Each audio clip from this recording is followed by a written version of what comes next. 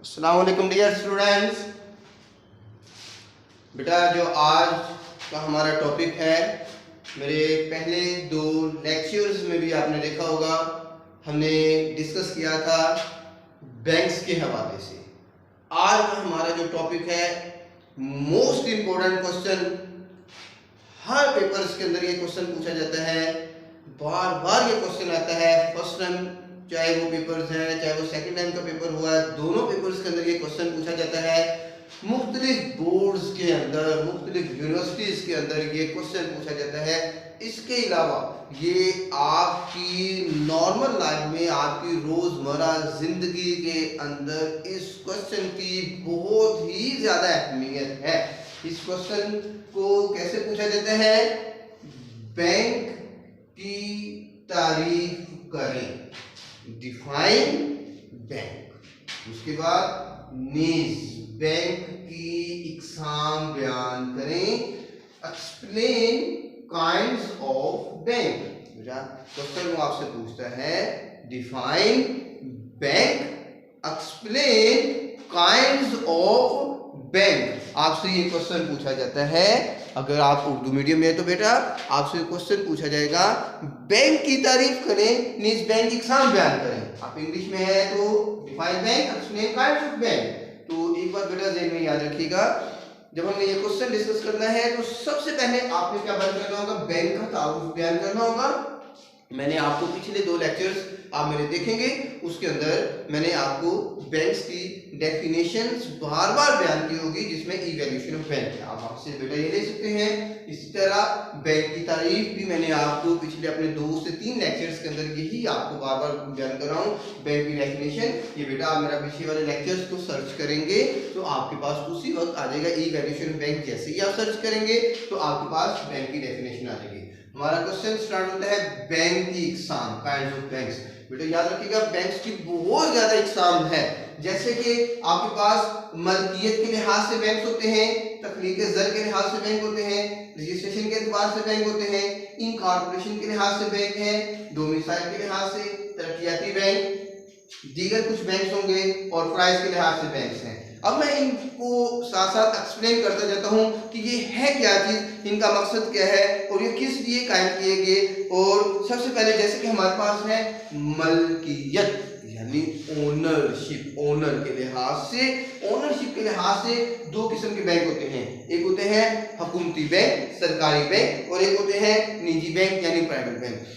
जो हुकूमती बैंक होते हैं ये ऐसे बैंक होते हैं जो किसी मुल्क की हुकूमत की मलकियत होते हैं और उनसे हासिल होने वाले इस बैंक से जितने भी मुफादात हैं, जितने भी फायदे हैं, वो सारे के सारे हुकूमत को हासिल होते हैं। जैसे कि हमारे पास फर्स्ट वुमेन बैंक लिमिटेड वगैरह, ये ऐसा बैंक है जो कि हुकूमती बैंक है। निजी बैंक, प्राइवेट बैंक ऐसे बैंक होते हैं जो कि हुकूमत के अलावा अवाम की मलकियत होते हैं और इसके अंदर जो पैसा लगाते हैं वो अवाम लगाते हैं और वही नफा व नुकसान के जिम्मेदार होते हैं, जैसे कि सुनहरी बैंक, अल-फलाह बैंक वगैरह। इसी तरह हमारे पास दूसरा है तख्लीक ज़र।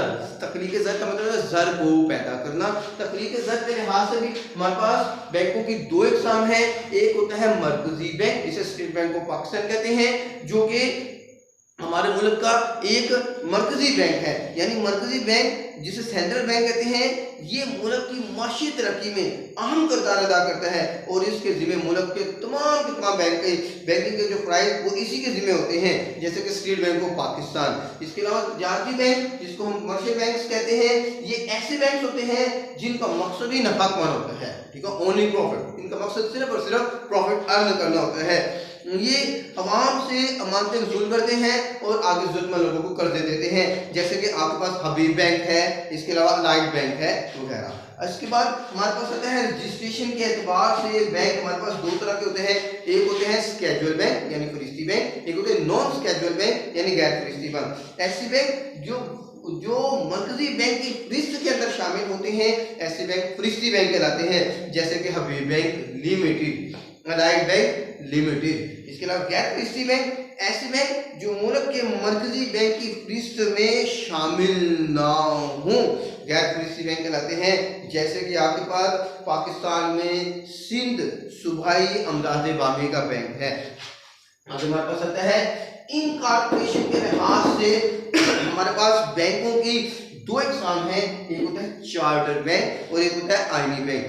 चार्टर बैंक ऐसा बैंक होता है जो किसी मुल्क के बादशाह या शहंशाह के शाही फरमान के तहत वजूद में आता है, ऐसे बैंक को चार्टर बैंक कहते हैं, जैसे चार्टर बैंक ऑफ इंग्लैंड वगैरह। इसके बाद आईनी बैंक होता है जिसे हम स्टैट्यूटरी बैंक कहते हैं, ऐसे बैंक जो किसी मुल्क के सदर, वजीर आज़म या उस मुल्क की पार्लियामेंट के खास कानून के तहत वजूद में है, इसे कहते हैं आईनी बैंक, जैसे कि स्टेट बैंक ऑफ पाकिस्तान और ज़रूरी तरक्याती बैंक लिमिटेड वगैरह।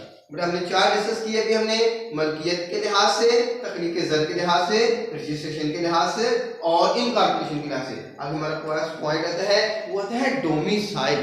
जैसे पता चलता है कि ये शख्स इसी शहर का रिहायशी है या नहीं रिहायशी। ये शख्स जैसे कि हमारे पास पाकिस्तान है, पाकिस्तान के ज़िले कसूर का रिहायशी है, ये साहिवाल का रिहायशी है, ये लाहौर का रिहायशी है, ये कराची का कहाँ का है, डोमिसाइल के लिहाज से। तो डोमिसाइल के लिहाज से दो बैंक होते हैं, डोमिसाइल के बैंक होते हैं, एक होता है मुल्की बैंक और एक होता है गैर मुल्की बैंक। मुल्की बैंक ऐसे बैंक होते हैं जो किसी मुल्क की मलकियत होते हैं यानी ऐसे बैंक जो किसी एक मुल्क में हुकूमत या उसके मुल्क के शहरियों की मलकियत हो और इन बैंक के तमाम फ़राइज़ किसी एक मुल्क और इसके शहरियों को हासिल होते हों, मुल्की बैंक कहलाते हैं। जैसे कि नेशनल बैंक ऑफ पाकिस्तान।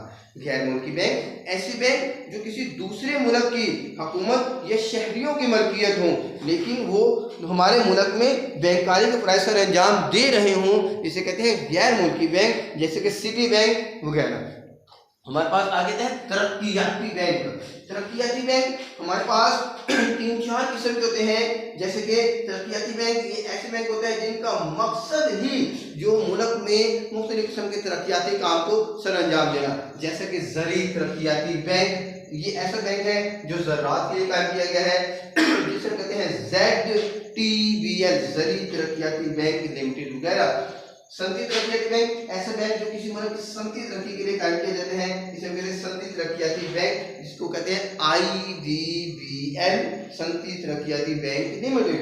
इसके बाद आता है इलाकाई तरक्कियाती बैंक। ये ऐसे बैंक होते हैं जो किसी मुल्क की खास इलाके की तरक्की के लिए कायम किए जाते हैं, इसे कहते हैं इलाकाई तरक्कियाती बैंक, जैसे कि एशियाई तरक्कियाती बैंक।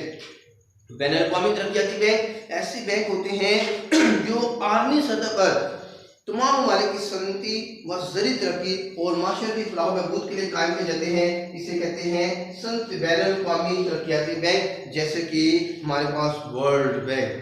इसके बाद आता है प्राइस के लिहाज से, ठीक है, हमारे पास प्राइस के लिहाज से कुछ बैंक हैं, कुछ दीगर बैंक हैं।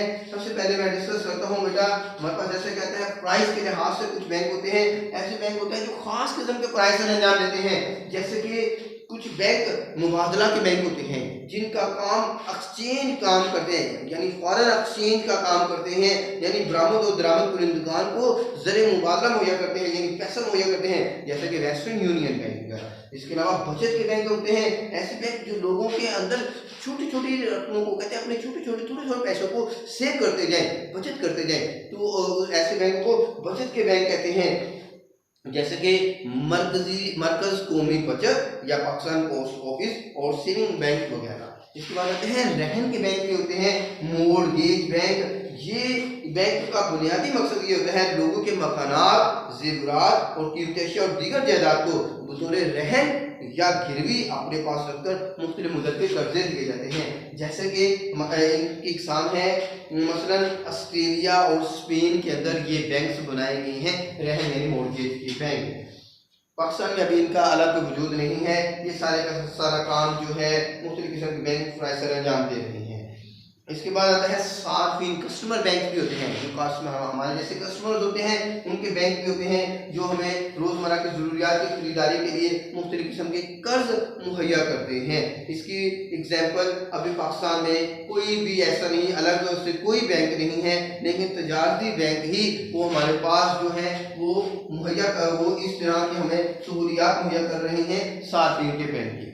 कुछ इसके अलावा अमदाद बामी के बैंक होते हैं, कोऑपरेटिव बैंक्स होते हैं जो कि क्या करते हैं ज़री ममालिक में ज़राअत की तरक्की और सनती ममालिक में सनत की तरक्की के लिए अमदाद बामी के बैंक कायम किए जाते हैं। ये बैंक इनकी इकसाम है, जैसे कि पाकिस्तान के अंदर पंजाब सूबाई अमदाद बामी का बैंक। सरमायाकारी के बैंक जो होते हैं इन्वेस्टमेंट बैंक होते हैं, जो कि क्या करते हैं, सरमायाकारी के बैंक मुख्तलिफ कंपनियों के हिस्से खरीद कर इन्हें सरमाया फराहम करते हैं और मुल्क में कफालत मुहैया स्टॉक और हिस्से वगैरह की खरीदो फरोख्त के लिए भी कर्जे जारी करते हैं। ये मुख्तलिफ बैंकों के लिए अंडर राइटर्स का काम करते हैं, मसलन एटलस इन्वेस्टमेंट बैंक वगैरह। इसके अलावा जुज़वी मालियाती इदारे हैं, जो कि छोटे छोटे मालियाती इदारे हैं, जिसको हम कहते हैं माइक्रो फाइनेंस बैंक। एक बार ज़हन में रखिएगा, पाकिस्तान का अपना जो दिल है, पाकिस्तान का जो अपना एक बड़ा भाई है, पाकिस्तान का अपना जो एक हिस्सा है, जिसे हम कहते हैं बांग्लादेश, जो पाकिस्तान से अलग हो गया था, वहाँ का एक शख्स रहने वाला है, उसका नाम है डॉक्टर यूनुस। उसने इसकी इब्तिदा की, उसने इसका तस्वर पेश किया था। वो शख्स जो ये बताता था कि माइक्रो फाइनेंस बैंक ये जो है इस निज़ाम की तरक्की में इस शख्स ने बहुत ज़्यादा खिदमत अंजाम दी थी, इसीलिए इस शख्स को नोबेल प्राइज़ भी दिया गया था। जैसे कि पाकिस्तान के अंदर खुशहाली बैंक है, इसके अलावा फिंका माइक्रो फाइनेंस बैंक है, जो कि जुज़वी मालियाती बैंक की फ़राइज़ अंजाम देते हैं। कुछ इसके अलावा और भी दीगर बैंक भी होते हैं, मुख्तलिफ किस्म के बैंक्स हैं जो कि मुख्तलिफ किस्म की बैंकिंग की सहूलियात फराहम करते हैं लोगों को। जैसे कि हमारे पास स्कूल बैंक है, कंसोलेशन बैंक है, मजदूर बैंक है, इस्लामिक बैंक है वगैरह। ये ऐसे बैंक हैं जो बैंकिंग के फ़राइज़ अंजाम देते हैं। स्कूल बैंक ये स्कूल के तलबा को बैंकिंग की सहूलियात फराहम करते हैं। इसके अलावा कंसोलेशन बैंक ऐसे बैंक होते हैं जिसे एक बैंक दूसरे बैंक कायम करता है, यानी दो बैंक्स मिलकर वो कायम करते हैं, इसके फंड्स इसके मेंबरान उसे मुहैया करते हैं, मसलन Orion bank, British middle east bank. मजदूर बैंक ऐसा बैंक है जो कि पहली दफ़ा अमेरिका में कायम किया गया था और ये मजदूरों की फलाह बहबूद के लिए कायम किए जाते हैं। इस्लामिक बैंक ऐसे बैंक होते हैं जो इस्लामिक असूलों के मुताबिक तमाम के तमाम कारोबार करते हैं, जैसे कि मिज़ान बैंक और दुबई इस्लामिक बैंक। ये बेटा हमारे पास क्वेश्चन था जिसको हमने डिस्कस किया, बैंक की तारीफ करें, बैंक की इकसाम बयान करें। ये बेटा जो मैं आपको पढ़ा रहा हूँ इसी को ही आप अच्छे तरीके से तैयार कर लें। किसी किस्म के आपको किसी और क्वेश्चन की, किसी और लेक्चर्स की, किसी और टीचर्स की, किसी और स्टूडेंट आपको अकेडमी की जरूरत नहीं पड़ेगी। इसे अच्छे तरीके से तैयार कर लें, आपके लिए इंशाअल्लाह ताला बेहतर होगा। आप इसको अच्छे तरीके से याद करें, आप पेपर में अच्छे से परफॉर्म करेंगे। जैसे मैं आपको बता रहा हूँ आप बहुत अच्छे मार्क्स आ सकते हैं। ठीक है बेटा, फिर अल्लाह हाफिज़।